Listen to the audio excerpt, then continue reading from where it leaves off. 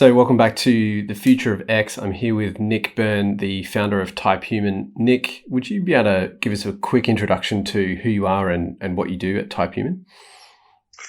Yeah, thanks, Ben. I'm Nick Byrne. I'm the co-founder and CEO of Type Human. We're describing Type Human as a public interest tech studio. So basically what that means is we partner with public interest organisations to help them navigate technology and how it can fulfil their mission. So this ranges from local governments to universities and civil society organisations like Australian Red Cross and Oxfam. My personal sort of arc to get here is as an engineer originally, but as you know, quite intimately have kind of navigated a career between technology, business and social impact, and trying to find how scenarios where I can bring those three things together.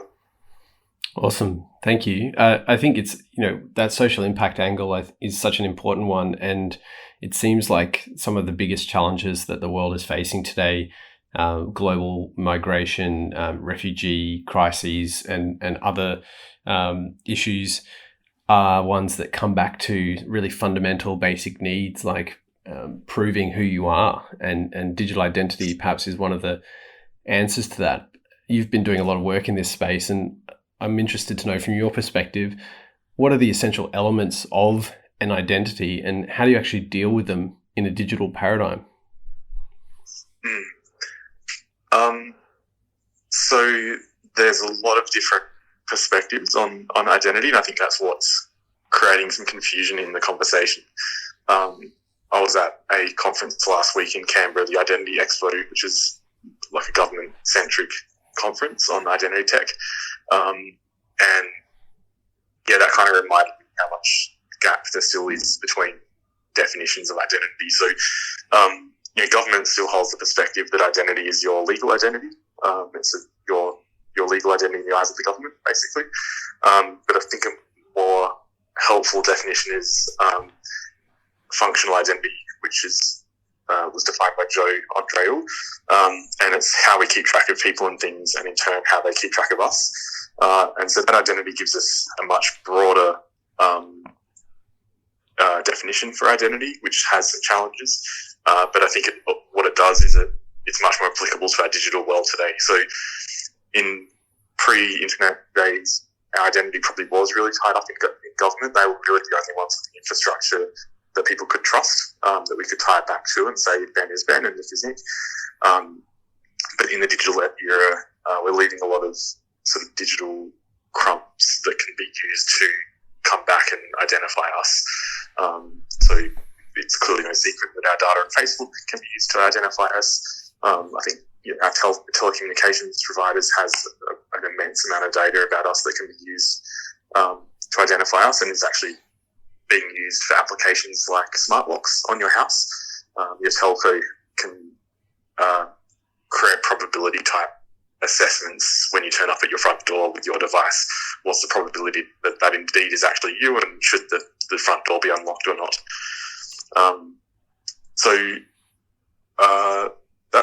That's sort of a bit of a waffle, but that's the working definition of identity that we use, and how and why it translates back to the digital world.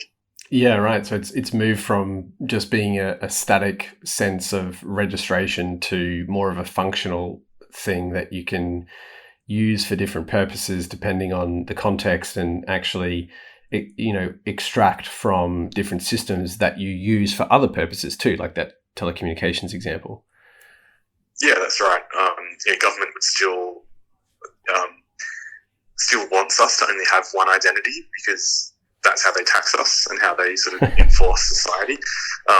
And so that's still going to be quite a dominant conversation or viewpoint.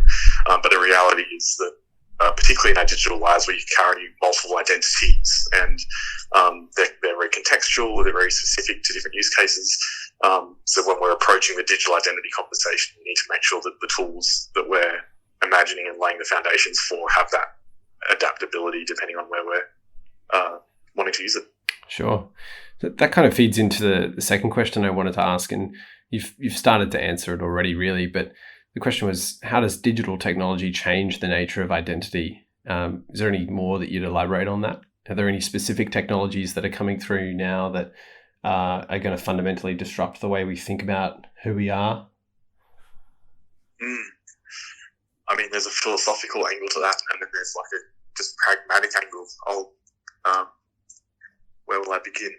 I mean, on a functional, practical way, yes.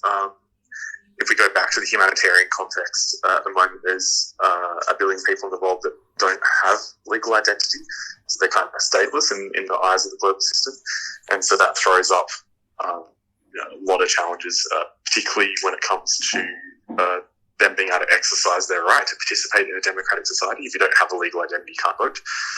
But also protections that the state are meant to extend to their people, they can't be extended to people that again don't have an identity. And sometimes that lack of identity is convenient for some governments, but that's certainly a problem that the world faces today. And there's a lot of effort to use digital technologies and these people's digital footprints, if you like, to create an alternative to state-issued identities, so that those protections can be extended to those people. So that's like more of like a practical layer. But I think as we move into sort of where the world might be in sort of 10 years, like identification is clearly becoming more ubiquitous. And so, in Australia, we've already got the biometric customs gates. So you put your passport in, scan your face, you go through. You don't really interact with a human anymore. But they're dissolving that into the walls and into the security cameras down the hallways. So pretty soon the gates will disappear as well, and you'll just walk through the corridor. And if you're not meant to be in the country, somebody will just sort of step out of the back room and pull you aside. But otherwise, you'll just walk through the airport and go on your way. So I think identification technologies are becoming a lot more ubiquitous. But I think that the balance to that will be increasing concerns around privacy. And so as our lives are more and more digitized, how do we balance ubiquitous identification with privacy and the individual's right to still have an active voice in who gets to identify them and who doesn't? Yeah, it's a really interesting question, and one that, when we put it in the context of our working lives and how we navigate the work that we do every day when we come into the office, even just simple things like how we find a desk in an activity-based working environment or access the building if it's biometrically set up or some other system.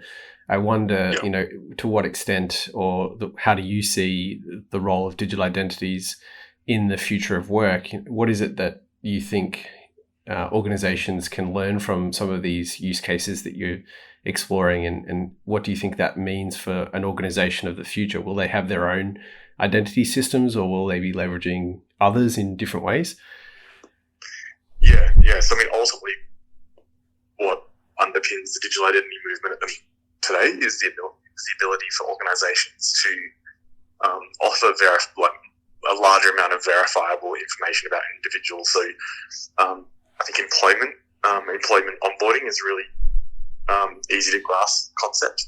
So today, particularly in white-collar industries, the employment process is pretty grounded in just like cultural fit and a lot of soft evaluations, and the things that we could verify about the individual tend to go unverified. So university degrees, references, things like that, we kind of, for the most part, take the person's word for it, that what they put on their CV is true.